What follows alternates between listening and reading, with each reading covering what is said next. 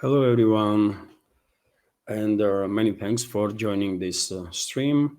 Today is 9th of June. Now it's 11 o'clock Moscow time, and I have prepared quite a number of news on some major developments, and hopefully you will find this episode informative and useful. There was no questions or the comments through support platforms, so therefore we will have just a news segment. If, of course, there will be no questions during the stream itself, either through PayPal or Boosty or through Super Chat on Rumble. That's being said, dear friends, without further delay, let's go through some news. And first of all, let me report about this news from RIA Novosti that overnight Russian air defense systems on duty intercepted 49 drones that were launched by Kyiv regime with assistance of NATO to strike deep into Russian territory. According to Defense Ministry, 13 drones were intercepted over the Kursk and Nizhny Novgorod regions, 9 drones each over the Voronezh and Oryol regions, 2 drones each over the territories of Bryansk and Chuvashia regions, 1 over the Belgorod region. This time, no reports about attempts of Kyiv regime to strike Moscow. But as you all know, dear friends, lately, last months also, on quite regular basis, Kyiv regime was trying to strike capital of the Russian Federation. Meanwhile, Russian armed forces also conducted long-range missile and drone strikes on military and logistics infrastructure of the Kyiv regime. According to reports from a number of sources, as I reported on my Telegram and Twitter X page, last night, Russian militaries carried out long-range precision strikes on military and logistical infrastructure of the Western-backed terrorist regime of Zelensky, and explosions were heard in Kyiv, Chernigov, Rovno, Odessa, Kharkov, and a number of other regions. Although seems like main target of last night's strikes was Rovno region, where one of the airfields were targeted by Russian forces, as RIA Novosti is also reporting. And based on preliminary information, quite significant damage was done to this airfield where Kyiv regime was locating. Formerly, Kyiv regime, in reality NATO, was locating this Western transferred aircraft, F-16s and Mirage 2000s, and also long-range missiles that were transferred to Kyiv regime by UK and France, for example. I mean, of course, British Storm Shadow cruise missiles and French Scalp-EG cruise missiles. Maybe during the day we will receive some additional information about these strikes. And of course, I will share this information on my Telegram, Twitter X page, and in next video updates. Also, I think this news is interesting. I shared there on my Telegram and Twitter this morning that Russian forces have neutralized yet another US-made M1A1 Abrams tank, which is on its own not really big news, but what I want to point your attention to is that according to open sources, 26 out of 31 M1A1 Abrams tanks that US transferred to Kyiv regime already been knocked out by Russian forces. And I guess this sad story of Abrams tanks on in the zone of special military operation, can be called finished. Although there is a possibility that soon we will see on the battlefield Australian M1A1 Abrams tanks that, according to reports, were transferred to Kyiv regime in quantities of about 40 or up to 50 tanks, or maybe more Abrams tanks are going to be obliterated on the battlefield. That's clearly a possibility, although according to some reports, U.S. military industrial complex, Pentagon, U.S. military experts were not that keen to see Australian M1 tanks, Abrams tanks on the battlefield there, because they don't want better optics. Understandably so. They are positioning Abrams tank as some sort of beast on the battlefield. But in reality, these tanks did not perform even slightly better than old Soviet era tanks whatsoever, right? And after all, for FPV drones, it does not really make any difference. It is an Abrams tank that they have to knock out, or British Challenger 2 tanks, or French, German Leopard 2s, or Soviet era T-64s, for example. They can take out any of these tanks with same ease. RIA Novosti is also reporting, and I spoke about it yesterday during the community chat, that Russian armed forces launched offensive in the Dnipropetrovsk region, another region where Russian troops are conducting now operation to liberate more people, more settlements from this Western-backed terrorist regime of Zelensky. I don't know if Western media even noticed this development, possibly not, but I think this is an important development. You know my take, dear friends, about fate of Ukraine. I was saying from the very beginning that once this conflict will end, Ukraine most likely will undergo full-scale disintegration. Western parts of Ukraine will eventually end up being claimed by Poland, Hungary, Romania, and the rest of their territory will be liberated by Russian forces. If Ukraine as a state, or the quasi-state, will maintain its statehood only as a landlocked state like Kyiv and surrounding couple of regions, although longer this conflict continues, chances that there will be Ukraine on the political map is becoming less and less, right? And probably Russian side will just continue special military operation until Russian troops will reach borders of the Western Ukraine. It all depends basically on globalists, neocons, and other Russian enemies, how long it will take for them to face the reality and acknowledge that they have lost this proxy war against Russia.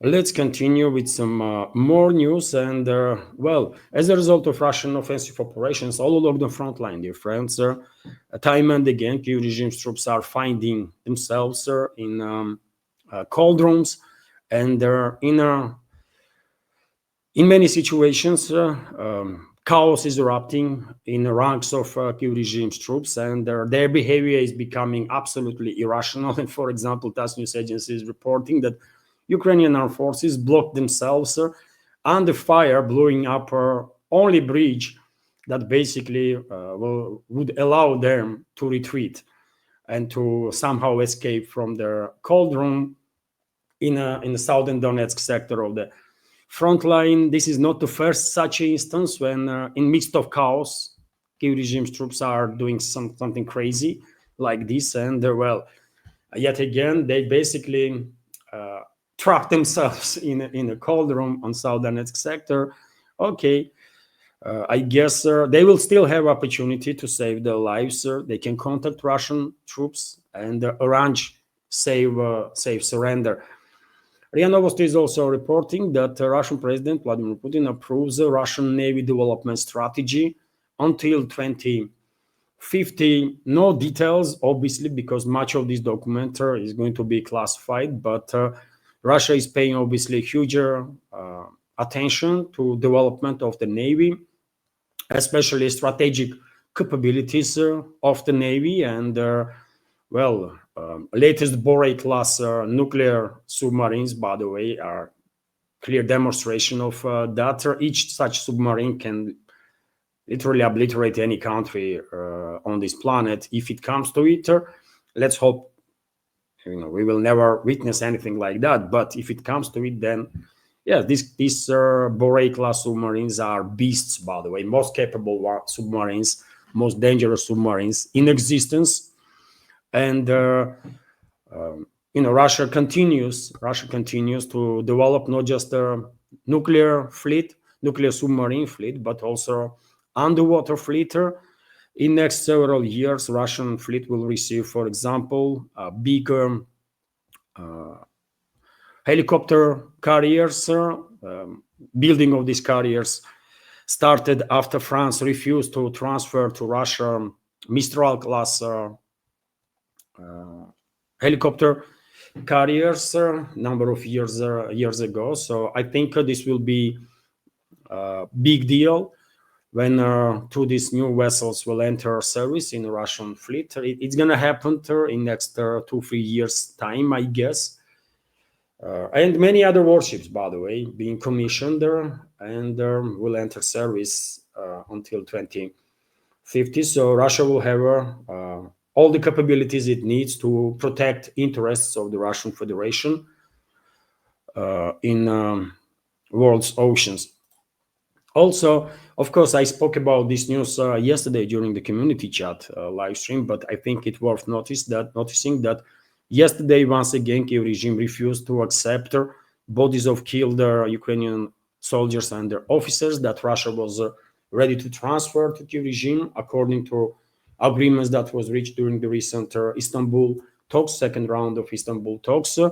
In the Bryansk region, close to the border, Russian side transported these refrigerators where more than 1,200 bodies of Kyiv regime's troops were, but Kyiv regime refused to accept these bodies. In general, Russian side, as a gesture of goodwill, stated that Moscow is ready to transfer 6,000 bodies of the Kyiv regime's troops that were identified. So DNA tests were conducted and all the information is there. But Kyiv regime is refusing, as I predicted, by the way, Kyiv regime is refusing to accept these bodies. I don't know if Western media even say a single word about this process, about this despicable behavior of the Western-backed terrorist regime of Zelensky. But that's what they do, by the way. They don't care about their living fellow citizens. They don't care about dead military personnel. And I would not be surprised if Kyiv regime will derail this transfer this week also. And at one point, Moscow might say, okay, we tried. And if they don't want to take back their killed military personnel, then, probably what else gonna do, Russia gonna do but to bury these militaries, right? We will see, but there is several explanations that I did provide and many other commentators, by the way, on internet. Why would Kyiv regime probably refuse to accept these bodies? One of their reasons is that they don't want to acknowledge that they have such a colossal losses on the battlefield there.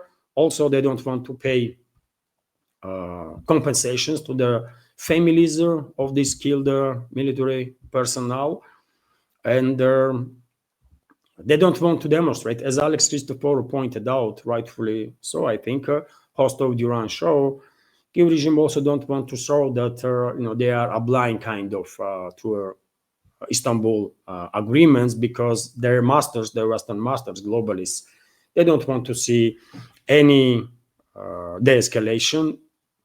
They want this conflict to continue, this proxy war to continue, as long as there is anybody left on Kyiv controlled territory to be sacrificed.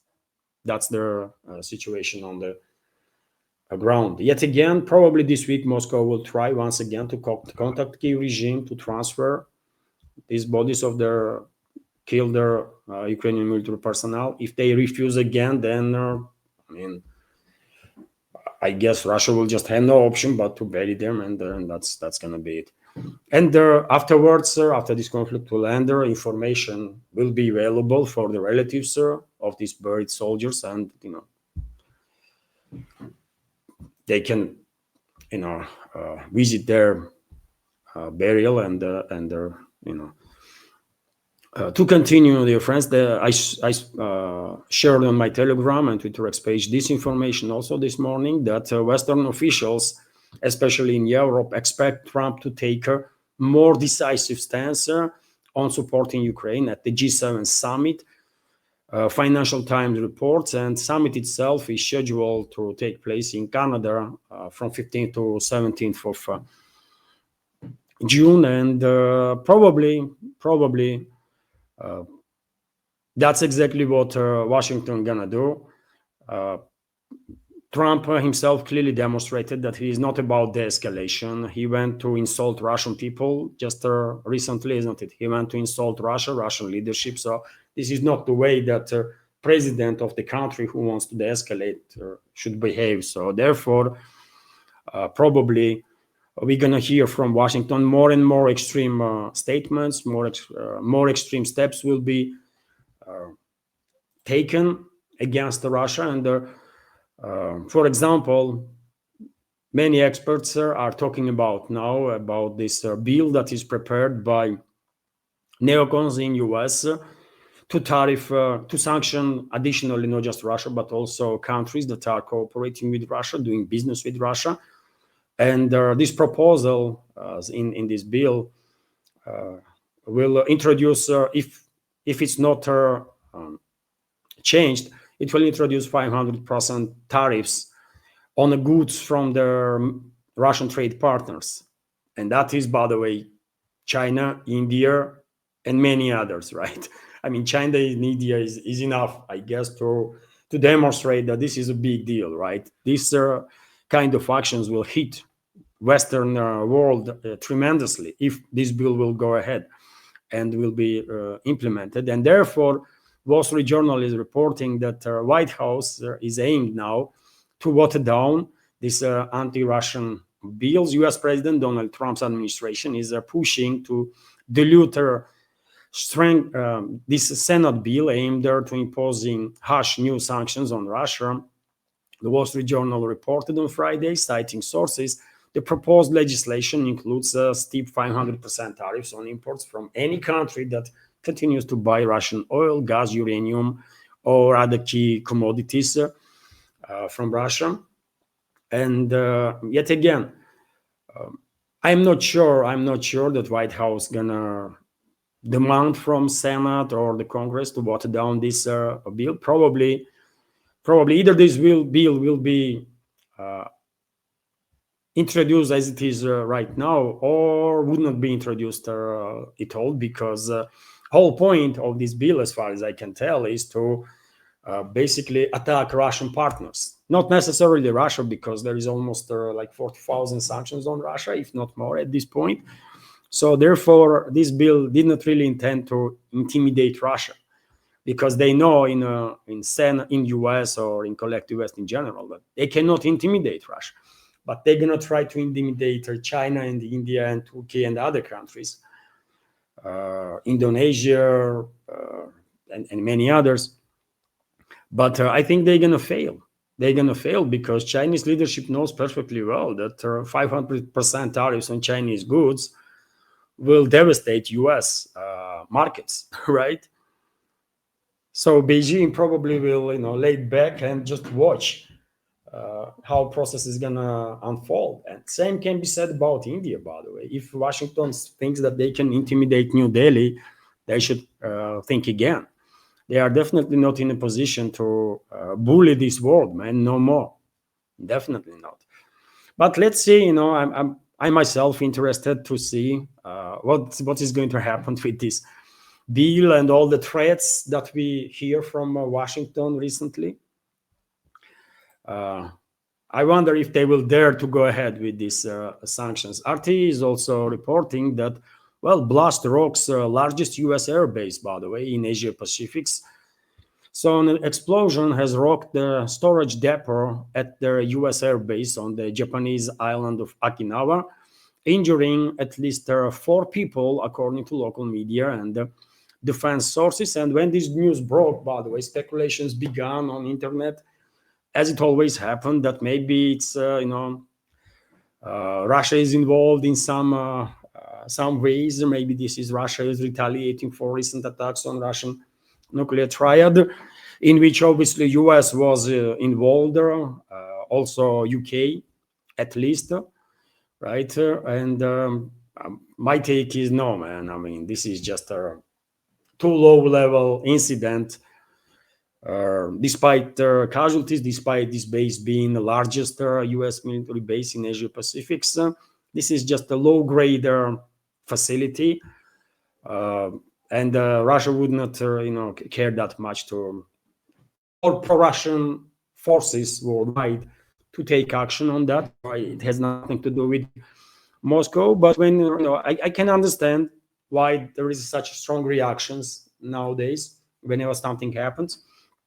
I guess majority of more or less well-informed community worldwide expects that Russia will answer to US and UK for their attack on Russian nuclear triad, and the majority also understands that this answer will be done in such a way that Moscow will maintain plausible deniability on its hands, right?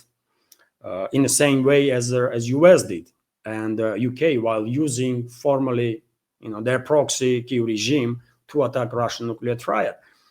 And so, yes, everybody is expecting Russian retaliation, yet again with the maintenance of the plausible deniability, which means that Russia will have nothing to do with it officially, of course.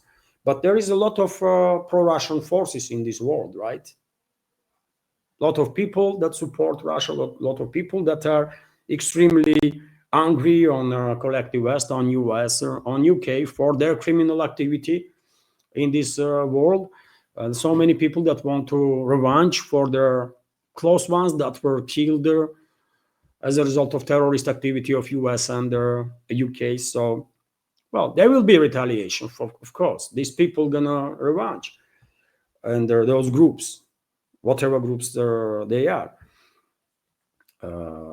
But when this will happen, what is going to be scale and that kind of stuff is difficult to say, right? Difficult to predict. We will find out. It might take 1 more week. It might take months, by the way, 5 months. But no one should think that US or UK or any other country can strike Russian nuclear triad and do it with impunity. It's just nonsense, right? So something is going to happen, but when and how, we just have to wait and see. Hello everyone, I hope you find informative and useful this short clip from main news update, and if so, please click that like button and leave some commentary just about anything. It might help to deal with the algorithm and reach wider audience. And if you like my work in general and want to support to save this media project, you can assist through several ways.